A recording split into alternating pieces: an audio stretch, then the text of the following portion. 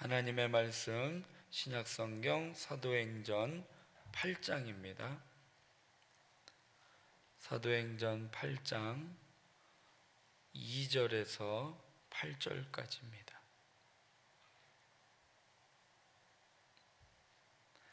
1절부터 보겠습니다. 1절부터 8절까지 보겠습니다.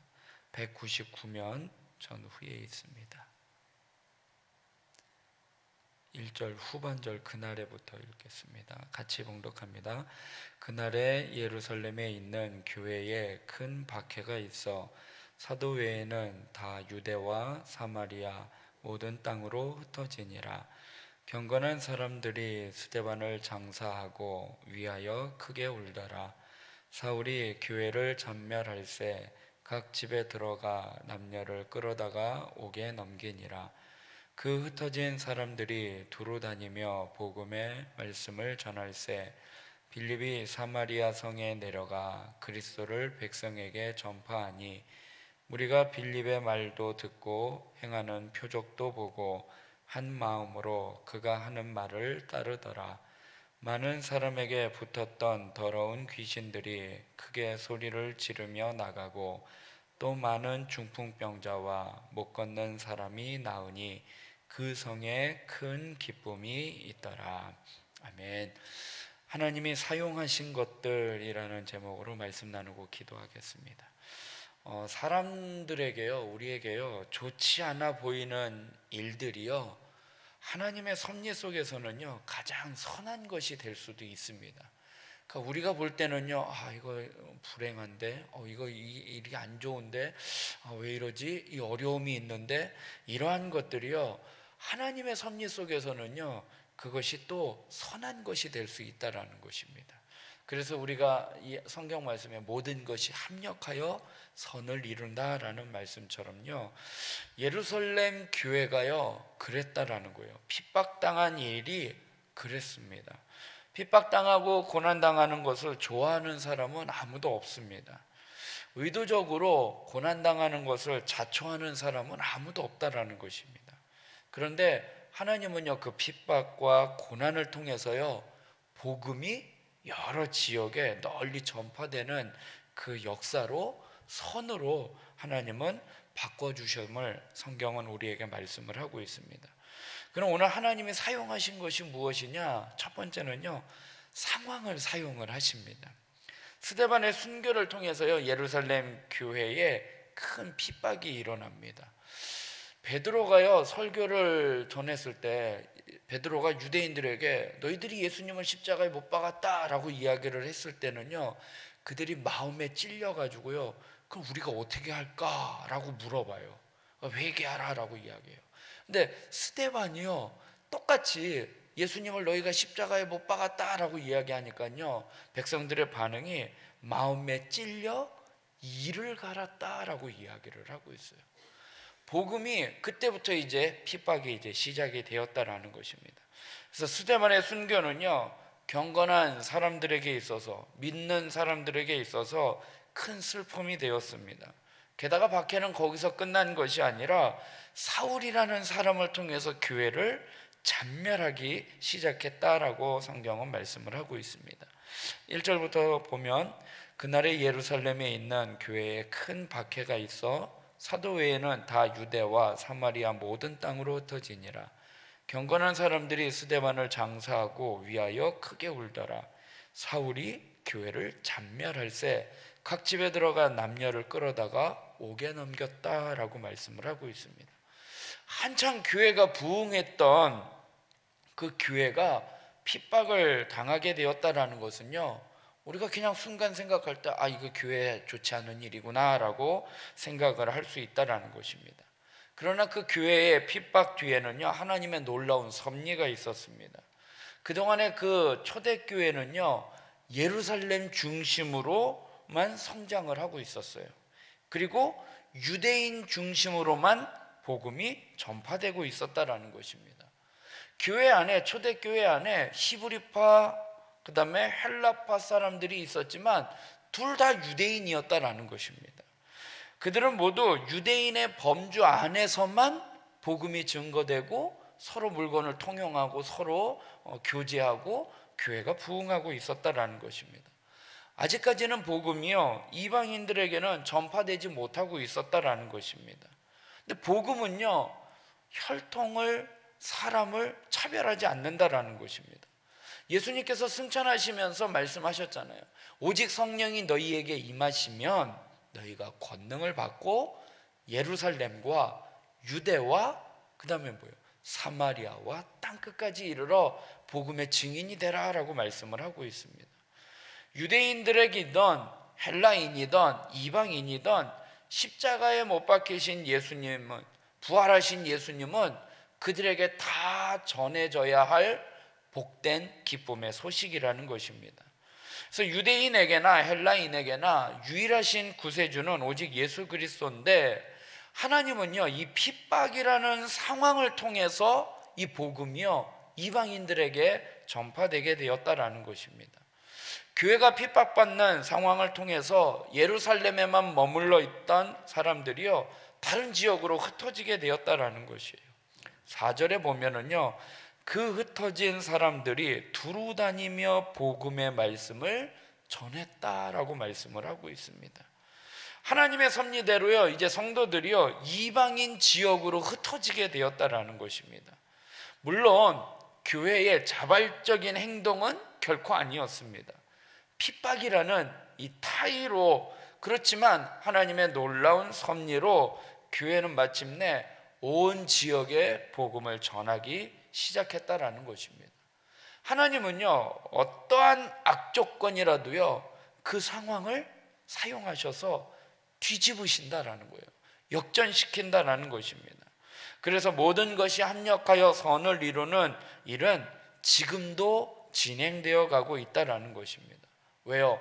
하나님이 우리와 함께 하시고 우리를 돌보시기 때문에 우리의 상황, 우리가 생각할 때는 이거는 악조건이고 악한 상황이고 절박한 상황이라 할지라도요, 하나님이 모든 것을 다 주관하고 계셔요. 그리고 하나님이 모든 것을 이끌어 가시기에 하나님은 그 상황을 통해서 역전시키고 그 상황을 선으로 바꾸시는 그 하나님을 기억하시고 믿음으로 나아가는 저와 여러분이 되길 주님의 이름으로 부탁드리겠습니다. 두 번째로 하나님은 무엇을 사용하시느냐? 사람을 사용하신다라는 것입니다. 핍박 때문에 교회가, 예루살렘 교회가 이제 흩어지게 되었습니다. 사탄의 의도는요, 이 핍박을 통해서 복음이 예루살렘에 전해지는 것을 막는 것이었어요. 복음이 전파되는 것을 막는 것이었는데, 하나님은 오히려 그 사탄의 그 의도를요, 역이용하시는 거예요. 그래서요, 복음은 점점 이제 세상으로 퍼지게 되었는데, 이 흩어진 사람들의 대다수는요, 아직까지는요, 이 몸에 배어 있는 이전의 방식대로요, 유대인들에게만 복음을 전하고 있다라는 것입니다. 흩어진, 오늘 4절의 말씀을 다시 보면 그 흩어진 사람들이 두루 다니며 복음의 말씀을 전했는데, 그 복음의 말씀이요, 유대인들에게만 전한 거예요.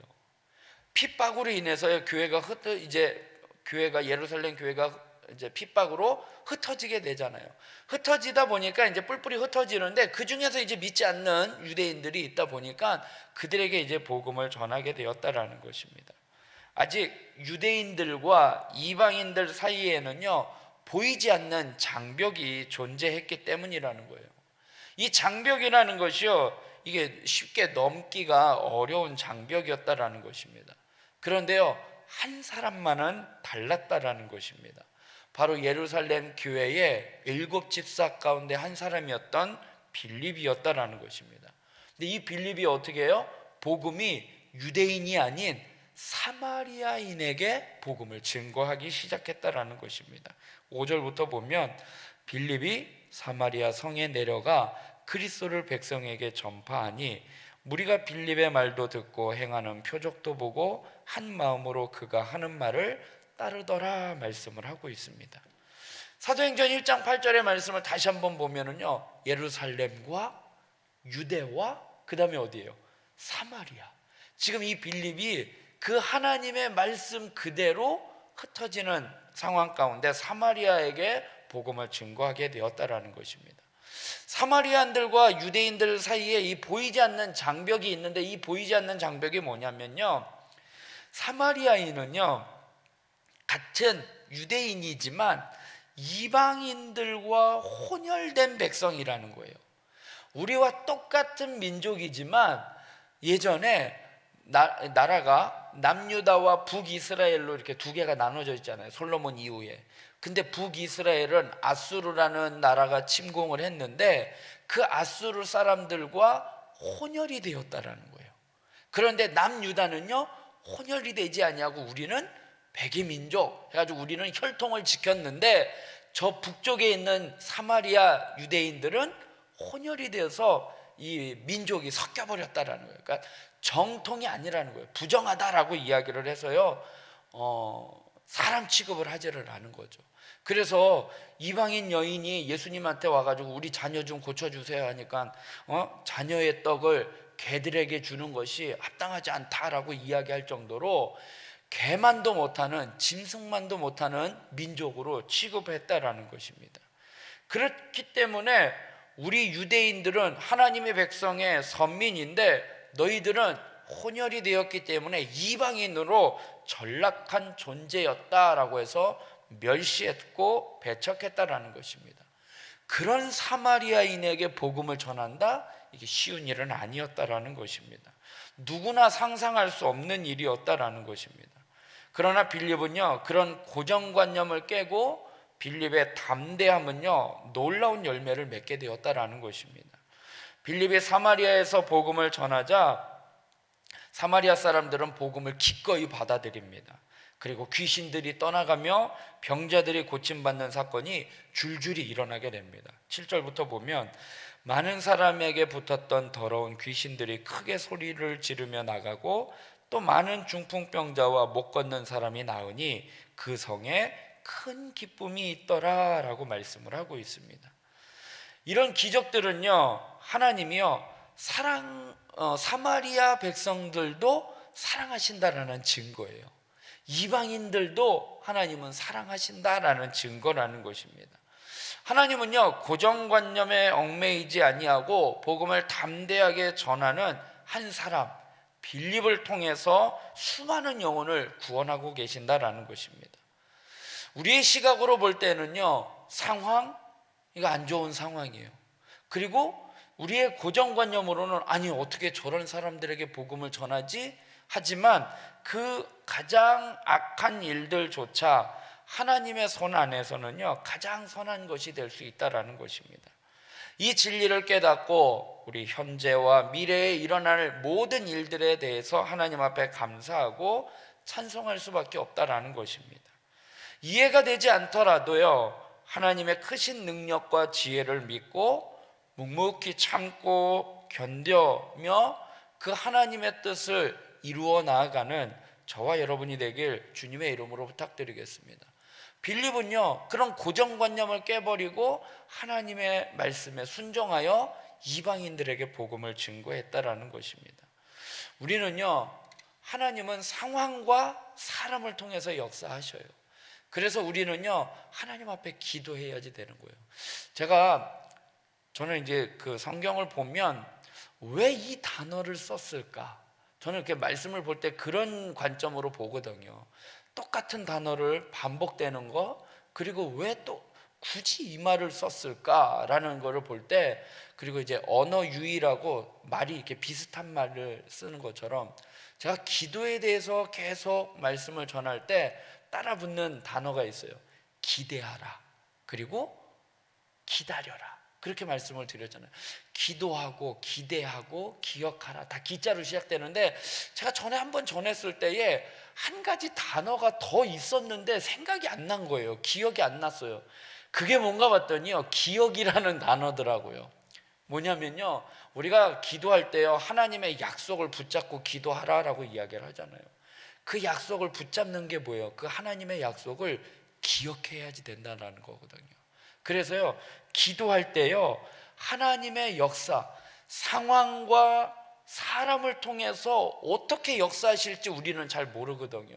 그런데 하나님은 분명히 그렇게 역사하시는 것을 우리는 기억하고 그리고 그렇게 역사하실 하나님을 기대하고 그리고 그것이 이루어지기를 기다리는 그러한 저와 여러분이 되길 주님의 이름으로 부탁드리겠습니다. 그래서 순서는 뭐 바꿀 수도 있어요. 기억하고 기도하라. 그러면서 기대하고 기다리라. 뭐 이렇게 순서는 바꿀 수 있지만 이 네 가지 단어, 기도하고 기억하고 기대하고 기다리는 그러한 저와 여러분이 되길 주님의 이름으로 부탁드리겠습니다. 기도하겠습니다. 사랑의 하나님, 오늘도 하나님 앞에 나와 기도로 하루의 시작을 하게 하여 주시니 감사합니다. 하나님, 우리가 생각할 때는 이 상황은 정말로 힘들고 어려운 상황입니다. 도저히 기대할 수 없는 상황입니다. 그러나 하나님은 그 상황을 통하여 하나님은 선한 길로 인도해 주십니다. 하나님, 또한 하나님은 사람을 통하여 뜻밖의 인물을 통하여 뜻밖의 생각을 갖고 있는 사람을 통하여 뜻밖의 방법으로 하나님은 일을 이루어 가십니다. 하나님, 예루살렘 교회에 큰 핍박이 일어났습니다. 승승장구하며 교회가 부흥했던 교회가 핍박이라는 어려움 때문에 뿔뿔이 흩어지게 되었습니다.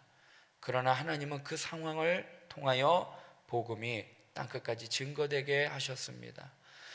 복음이 유대인들에게만 머물러 있었는데 빌립이라는 사람을 통하여 이방인, 사람 취급도 못 받던 사마리아인들에게 복음을 증거하여 그 성에 큰 기쁨이 임했던 것처럼 하나님, 우리의 상황과 우리의 삶에 하나님은 어떻게 역사하실지 우리는 잘 알지 못하지만 분명한 것은 하나님은 반드시 우리 온 백성을 사랑하시고 구원하신다는 사실입니다. 이 사실을 기억하고 하나님 앞에 복음을 증거하는 저희들 되게 하여 주시옵소서. 하나님이 어떻게 역사하실지 기대합니다. 또 그 일이 이루어지기를 기다립니다.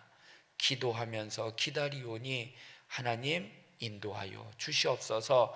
나라와 민족을 위하여 기도하며 또한 몸된 교회를 위하여 기도합니다. 특별히 몸된 교회 담임 목사님 청빙을 위하여 하나님 온 성도들이 합심하여 하나님이 어떻게 역사하실지 기대하며 기다리며 그 약속을 믿고 기억하며 기도하는 가운데 있사오니 하나님 모든 상황과 환경을 통하여 또 사람을 통하여 하나님 역사하여 주시고 인도하여 주시옵소서. 오늘 하루의 삶도 주님께 맡겨드립니다. 하나님 인도하여 주시옵소서. 감사하며 예수님의 이름으로 기도드리옵나이다. 아멘.